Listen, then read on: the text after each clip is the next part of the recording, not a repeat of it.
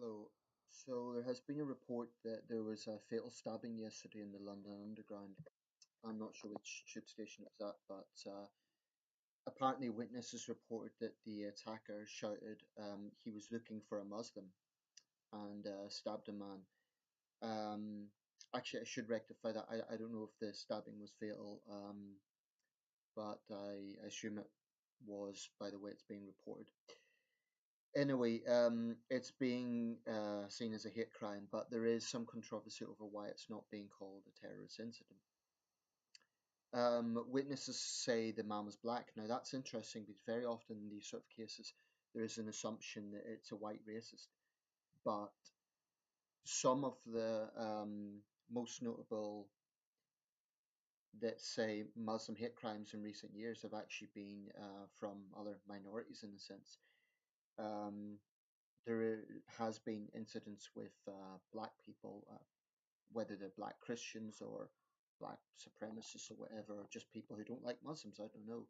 But when we talk about hate crimes, it shouldn't always be assumed that it is white supremacists who are certainly capable of it, but that isn't always the case. Anyway,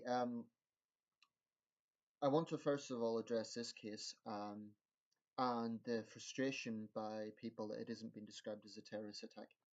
I take the view that any act of violence that is involving politics. I'm not talking about an assault at a rally that if someone loses their temper and whacks someone else. I mean, any sort of serious assault involving, for example, weapons, or involving indeed homicide, which clearly has political motivations, should be seen as a terrorist incident. So, for example, I would call the assassination of Joe Cox, the MP, a terrorist incident. She was killed specifically because of her politics. Um, yeah, that is a terrorist incident. So I do, in that sense, understand why some Muslims would get upset by the fact that there does appear to be inconsistency in this. If a Muslim done it, it would absolutely be considered a terrorist incident. So there should be some consistency across the board. And my thoughts go out to the victim in this tragedy or his family. Um, But there is also a narrative that always springs up when these things happen, and it also happens every time there's an Islamist attack, and that is, frankly, a victimhood narrative. And I'm really tired of this, but more importantly than me being tired of it is the fact that there are people who are spreading this notion that there's some sort of Western war on Islam and that all Muslims are good people who never commit violence. This is beyond crap. It's simply not factually true. So there are a few mentalities that I want to confront here. Firstly, when Muslims say, and by the way, in this video, I'm talking about Muslims, I'm not talking about everyone. I should really underscore that point. But I am talking about those who complain about the issues that I'm raising. So that's just a disclaimer. When I talk about Muslims, that's what I'm referring to. When Muslims say that there is, excuse me, I just got a message on Facebook or whatever. Yeah, when they say that there is this war on Islam and that, oh, Muslims are not capable of violence. Uh, and whenever there's a major terrorist attack, oh, that wasn't Muslims. They were just terrorists. You cannot divorce the religious aspect from these attacks, of which I mean all over the world pretty much every day. Whether it be Al Shabaab or the various versions of the Taliban or Islamic State, so called, or whatever group it is, to pretend that there is no connection with Islam is preposterous. And it is one of the biggest lies of modern times. And it is a lie based on a combination of political correctness, overt sensitivity, and outright dishonesty. Political correctness from institutions like the BBC and some government bodies and some left wing people, some police forces, a lot of police forces actually. And it is this notion that if we talk about it, we're somehow inflaming tensions. If we tell it like it is, then it's inflaming tensions. Then there is the denials from, frankly, too many Muslims. who simply cannot comprehend that there are people within their religion who are doing bad things in the name of that religion. You know, it's no good saying that these people are misinterpreting Islam. That cannot always be used as an excuse, because why is it Islam they're choosing? Why not misinterpret Christianity or Buddhism or Hinduism? All those religions have their extremists, but I do believe that Islamic fundamentalism is more geopolitical than the others. I mean, you can get examples of Hindu extremism within India, Buddhist extremism within Myanmar, and um, and Christian extremism in parts of Africa and the United States. But pan-Islamism, I believe, is unique. Um, I do believe that. I do think that there is abundant evidence to show that. And when people say Islam is a religion of peace and tolerance, it just flies in the face of the facts. And the thing is, we're not just talking about terrorism.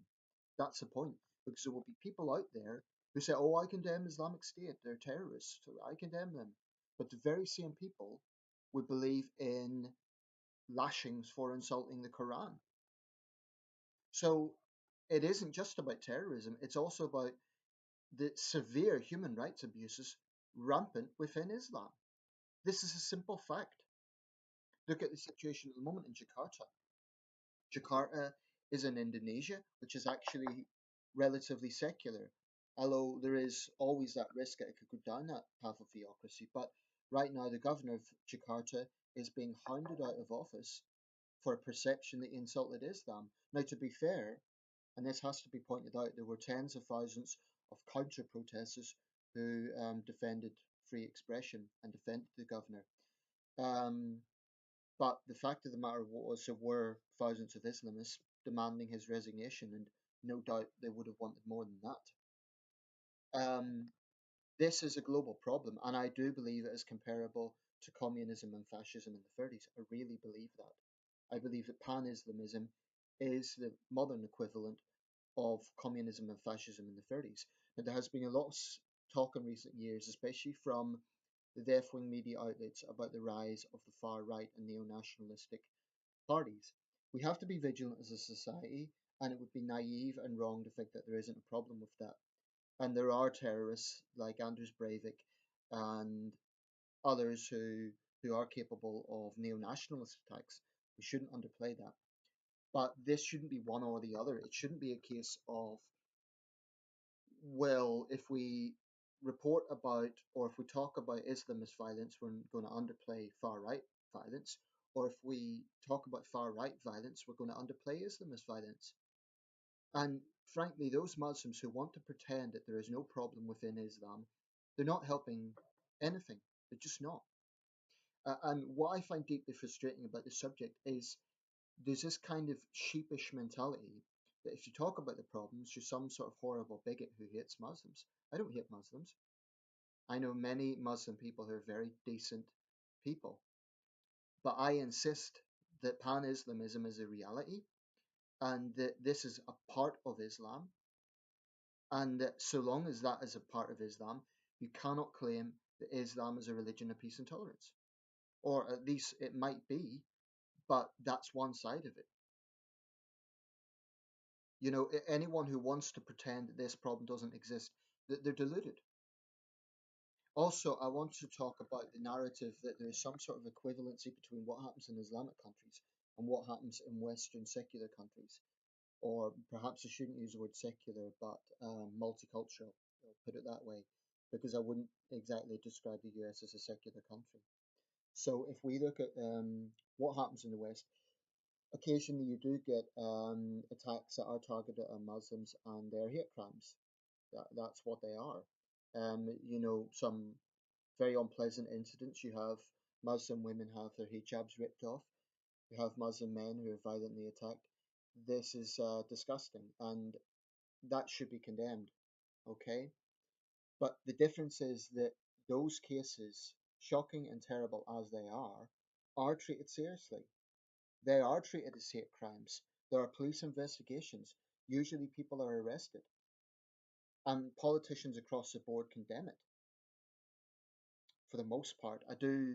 I can understand some of the controversies around Trump, but I'll get onto that in a minute perhaps. But as a general rule, the idea that this is somehow institutionalized just isn't the case. Are there people who hate all Muslims? Yes. Are there people who I don't like using the word Islamophobic because I think it's far too often used as a way to stifle criticism of Islam. But are there anti-Muslim bigots out there who hate all Muslims? Sure, there are, and that has obviously been shockingly displayed with this attack in London. But there is no comparison between that and the sort of things that happen in countries like Sudan, Pakistan, Somalia, where you have examples of English teachers asking, this was the case in Sudan a few years ago, getting the students to name a teddy bear, Muhammad, I believe it was, and then you get violent riots. The sheer level of intolerance in Islamic countries is massive. Massive. Look at the blasphemy laws. Look at the harsh consequences for insulting Islam. To pretend that there is not an issue here is delusional. And I have no doubt that if I went to an Islamic country, I would probably get a warm greeting. And it comes back to this argument about when you travel, it doesn't show the whole picture. So people might say, oh, if you go to an Islamic country, they will treat you like a guest and so on. Yeah, they probably would. They would probably be polite. They would probably give me fantastic local cuisine and all the rest of it. But that wouldn't change the fact that there is a problem. I've been to China. I spent time in China. I know that country reasonably well. It hasn't changed my mind about the Communist Party. The point I'm making is people think it is open-minded to deny problems. It's not open-minded. It's ignorant, actually, and it's sheepish, and in some ways it's cowardly. So all I would say is let's have some honesty here. Let's stop pretending that Islam is perfect, that there are not problems within Islam, because they blatantly are. And it happens every day, everywhere, all across the world. Only a few days ago, 150 people killed in Islamist attacks. Incidentally, probably most of the victims were Muslims. So, if anything, Muslims more than anyone should be honest about this because it affects them more than anyone. I understand that you don't want these savages to have anything to do with your religion. I get that. If I was a devout Muslim, I would hate the idea that Islamic terrorists are doing this. But I wouldn't say, well, oh, that's nothing to do with us. Stop picking on Muslims. It's got nothing to do with us. This is a reality. And I do believe that Western countries do need to be very, very assertive in these issues. That's why on issues like the burqa ban, I'm broadly in favour because I think we have to really, really look, is that free choice? Is it really free choice? I don't know that it is because in many parts of the Middle East and in South Asia, the fact of the matter is women don't have a choice. So when in the West it becomes a free choice debate, that is misleading. Um, So yeah, it's just time for Muslims to stop playing the victim. Are there problems going on in the world? There are. For example, the plight of the Rohingya people. But interestingly enough, there's very little discussion about the Rohingya among these very self-satisfied Muslims who are always talking about how awful things are in the West. Where's their condemnation of the Rohingya, the persecution of the Rohingya? There seems to be a great silence on that, which I find interesting, and yet they are one of the most persecuted groups in the world. So that's curious. Um, yeah.